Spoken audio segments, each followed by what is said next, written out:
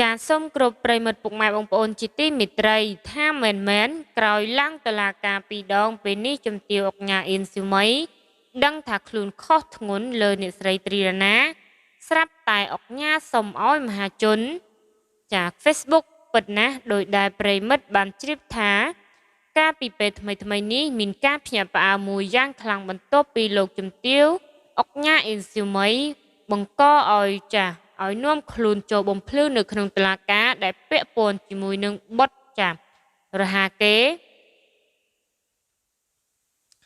យ៉ាងណាមិញភ្លាមនោះមានមហាជនជាច្រើនបានមានការងឿយឆ្ងល់យ៉ាងខ្លាំង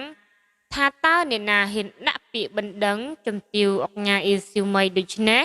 ពេលនេះការពិតត្រូវបានលាតត្រដាងចេញមកហើយដើមបណ្ដឹងគឺចេញមកពីលោកជំទាវដែលមានឥទ្ធិពលពីររូបគឺលោកជំទាវត្រីដណានិងម្នាក់ទៀតគឺលោកជំទាវហ៊ុនស៊ីណាតដែលត្រូវជាប្អូនស្រីបង្កើតរបស់សម្ដេចតេជោហ៊ុនសែនផ្ទាល់តែម្ដងសូមជម្រាបចំពោះទោសកំហុសដែលឈានដល់ការប្តឹងផ្តល់និងនាំខ្លួនលោកជំទាវអុកញ៉ាអ៊ីនស៊ូមីឡើងតុលាការ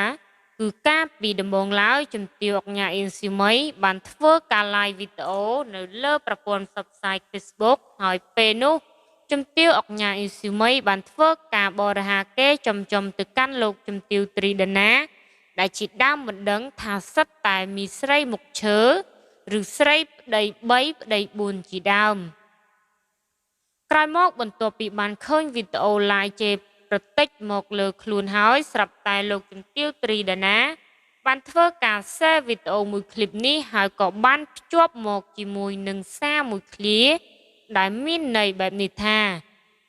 ជេរគេសាហាវណាស់តើអ្នកណាយល់អារម្មណ៍មួយនេះមើលហើយពិចារណាផងបងប្អូនខ្ញុំតំណាងឲ្យសមាជិកក្នុងដៃជាង70000នាក់រងចាំសម្រេចរងចាំការសម្រេចចិត្តសំស្រីសម្រេចពីតុលាការរកយុត្តិធម៌ឲ្យខ្ញុំជាស្ដែងក្រោយពីបានលើកឡើងសំស្រីក្រោយពីបានឡើងតុលាការពីរដងមកហើយឃើញថាលោកជំទាវអុកញ៉ាអ៊ីស៊ូមីបានដឹងថាខ្លួនខុសធ្ងន់ហើយនៅតែឃើញវីដេអូនោះនៅតែត្រូវបានគេបន្តផ្សព្វផ្សាយនៅមុននេះបន្តិចអុកញ៉ាអានស៊ីមីក៏បានស្នើទៅដល់បណ្ដាម្ចាស់សារព័ត៌មានក្នុងបណ្ដាញសង្គមទាំងអស់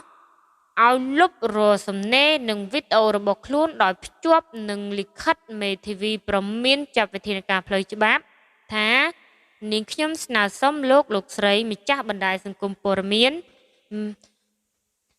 តាមបណ្ដាញសង្គម Facebook មេត្តាលុបនៅរូបភាពនិងវីដេអូនិងឈប់រាយការណ៍បង្ហោះចែកចាយបន្តនាងខ្ញុំសូមអរគុណចា៎គាត់បានចេញលិខិតហើយបើសិនជាមានបណ្ដាញសារព័ត៌មានណាដែលនៅតែផុសវីដេអូឬនិយាយស្ដីមិនសមរម្យឬរូបភាពគាត់នៅតែឃើញគឺគាត់នឹងចាប់តាមនីតិវិធីច្បាប់ហើយចាឥឡូវគឺគាត់បានដឹងខ្លួនខុសហើយកាលពីមុននោះគឺគាត់បានធ្វើអ្វីខ្លះគាត់ដឹងហើយចាព័ត៌មានប្រចាំថ្ងៃគឺមានតែប៉ុណ្្នឹងទេចាសូមអរគុណសូមគោរពលា